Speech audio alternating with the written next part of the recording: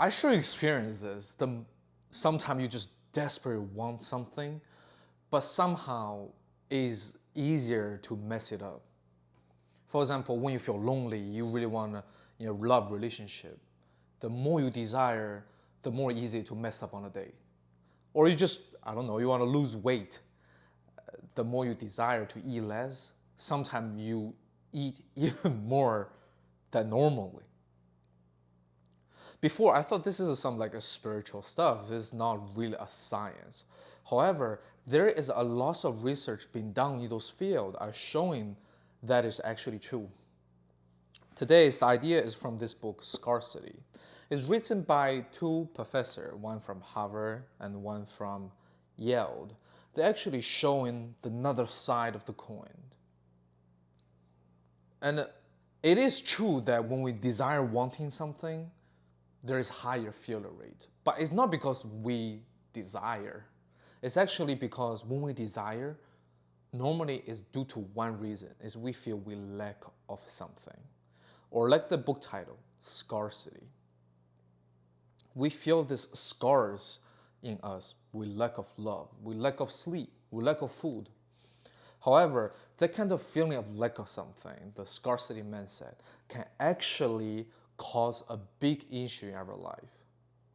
There's a three main downside. Number one, when you feel scarcity mindset, it actually drop your IQ point. Studies show it actually drop about 13 to 14 points. It will move average IQ to a borderline deficit IQ. Imagine you have the borderline deficit IQ to go on a date. I'm sure it's really easy to mess up. And there's a really shocking example about this. Do you know what's the number one cause of death for firefighters? The number one reason is not because fire, or even in the process of saving people.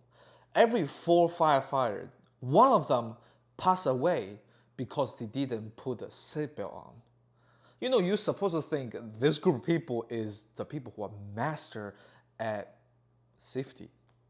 But how can you not put the buckles on? The reason why is time is really important for them. So they often feel scarce of time. Because every second they delayed, someone else's life will be in danger. So when they do all the decision, they are kind of borderline deficit. Putting a seatbelt on never even crossed their mind. The second biggest downside when you have a scarce in your mentality is you have a less self-control. They actually find, study, when you experience a whole day really busy work, you're more easily to snap at your kid, to yelling at kids. And sometimes this kind of less self-control will directly influence someone else's life. You may become a bad parent just because you have a more busier day. Even more, I'm sure you experience that kind of thing, right? For example, tomorrow morning you have a really big presentation to make. So tonight, it requires you have a good sleep. But when you lie down, half hour in, you are not falling asleep. So what we normally do, as a rational, you're supposed to try harder to fall asleep. But in reality, we go on our phone.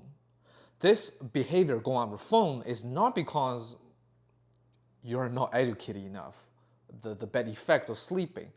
The main reason that you pick up your phone is because that kind of scars of sleep make you have less self-control. You start using your phone till, 4 a.m. That's a normal story for me. The third main downside is it may change your future completely, make you a little bit more short-sighted. And this is one of the most shocking example I get from the book. They are actually study about the people's starvation during World War II. Right? They hire lots of PhD students from Ivy League school, really smart people. After 2 months of shortage of food, starve.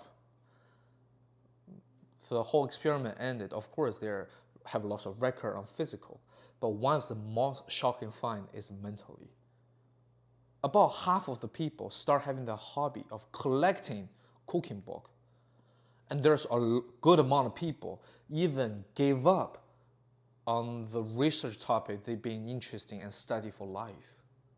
And instead, they want to become a restaurant owner just because 2 months of lack of food. And in the end, I really conclude one thing. You know how lots of people feel productive before deadline due. And this is, of course, not in the book, but this is for me. I feel the real productivity, it should be the productivity you have when you don't have a deadline. Because first, when you have a deadline was pushing you, urge you, your work is not as quality. You don't have a self-control, and that may even change your outlook. For example, I know lots of people out there don't really like knowledge just because they get urged by the society, by deadline after deadline after deadline. But everybody know knowledge is really important. That's one of the reasons why I even create my YouTube channel, is to share with you in a better way of knowledge. So what would be the solution for scarcity mindset?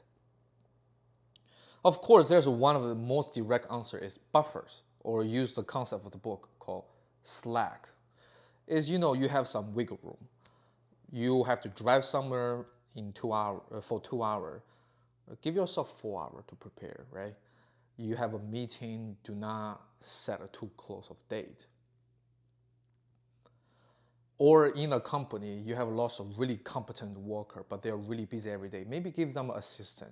Let the assistant to take over some job, or give your creative job worker some room to take on a work for 2 hours, but still paying them because they will produce much better work.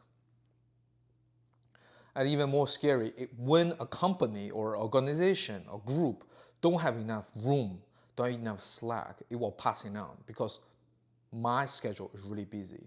That may influence other people's schedule. You become busy. And then you go to this vicious circles. Everybody's productivity is decreasing. But there's a lot of time that we cannot just have buffers. For example, if I'm too scarred on time, I can just reject to hang with my friend on the Saturday. I can just use that time to do my work. Lots of people have no choice. For example, money. It's not like you can just have money immediately. They even suggest maybe we can just realize scarcity is existing and try to avoid it. To just realize, I think even for me, daily productivity, it helped a lot. Just realize that maybe I should not do this right now because it may not be the best idea. And of course, there's more concept idea, but this is only 2 chapters of content. If you guys are interested, I will make another video of it.